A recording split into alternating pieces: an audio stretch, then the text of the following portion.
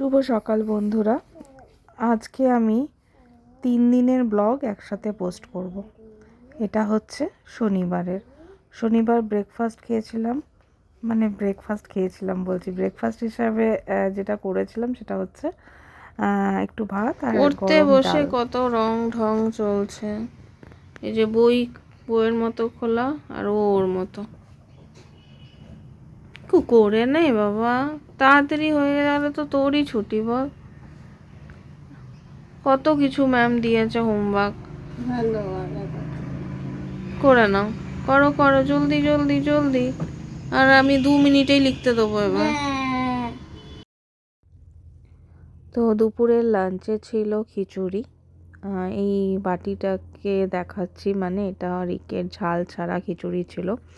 মানে আমি লাস্টে নামানোর আগে গরম মশলা দিয়েছিলাম, তো ওরটাতে দিইনি, ওর একটু ঝাল লাগে তাই জন্য। আর এখানে মাকে বেগুন ভেজে দিয়েছিলাম, আমি এমনি প্লেনই খেয়েছিলাম।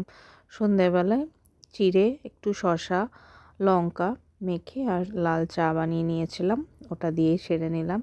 এটা কিন্তু নেক্সট দিন মানে সানডে সকালবেলা 1 কাপ গরম চা, দেখছো কেমন ধোয়া উঠছে, আর বাইরের পরিবেশ, বসে বসে দেখছিলাম। আর এই যে 2টো বিস্কুট নিয়ে খাচ্ছিলাম। অনেকটা লেট করে উঠেছি, রিককে অ্যাবাকাসে পাঠাইনি ওয়েদারের জন্য, আর আমার নিজের শরীরটাও একটু ভালো ছিল না তাই। আর এদিকে দেখো মা যাচ্ছে মাসির বাড়ি একটা বিশেষ কাজে, মায়ের কিছু আত্মীয় ওখানে এসছে, তো মা এখন যাচ্ছে, এখন থাকবে ওখানে, তারপরে বিকাল দিকে ওনাদেরকে নিয়ে ঘরে আসবে। ওনারা কমফোর্টেবল কি না, মানে আমি ওই টাইমে ব্লগ বানাবো না, প্রথমবার ঘরে আসছেন, তো তার জন্য আমি ঠিক করেই নিয়েছিলাম যে না, ওনারা এলে আমি আর ব্লগ বানাবো না। তো মা এই যে যাচ্ছে, মায়ের মানে ভাইয়ের বউ আর পিসে মশাই দুজনা এসছেন, মাসির বাড়িতে আছেন। ওনারা কলকাতার উত্তরপাড়ায় থাকেন, ওখান থেকে এসছেন দেখা করার জন্য। তো আমি বললাম, মা সকালবেলা যখন যাচ্ছে আমি বললাম ঠিক আছে চলে যাও, আসার আগে ফোন করবে, আমরা ঘরটা রেডি করে নেবো। তো এই যে মামাম খাচ্ছে ব্রেকফাস্টে গরম গরম খিচুড়ি। এটা কাল সকালেই বানিয়েছিল সেটা ঠিক আছে। কি করবো?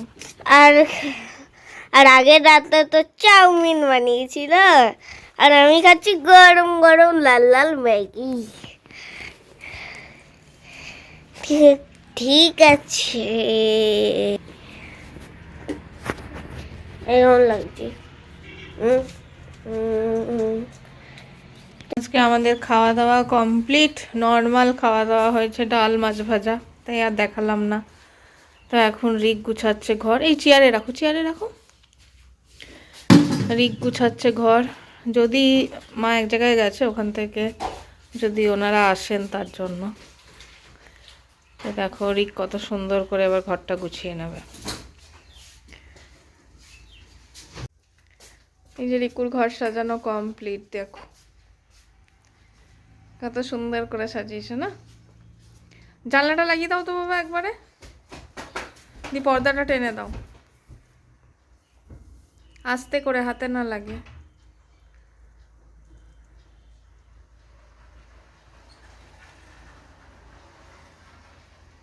তো এই যে আমি কম্বল সব গুছিয়ে চলে আসছি এই ঘরে, অনেক অন্ধকার আছে। যখন কি আমি জানলাটা খুলেছি, তার জন্য এত অন্ধকার নেই। চ এখন ঘুমাবো তো না, কার্টুন দেখো, আমি দেখবো, আমার ঘুমাবে। হ্যাঁ চ পেটে ওয়েট। তো ওনারা সন্ধ্যাবেলা এসেছিলো, ঘুরে যাওয়ার পরে আমরা খেতে বসলাম। খেতে মানে এটা ওই সন্ধ্যাবেলা স্ন্যাক্সটাই দেখাচ্ছি তোমাদেরকে। তো এখানে নোনতা বিস্কুট, সেউ ভাজা আর মিষ্টি, 2 রকমের মিষ্টি নিয়ে এসেছিলেন, তো তার মধ্যেই সরভাজাটা আমি নিয়ে বসলাম।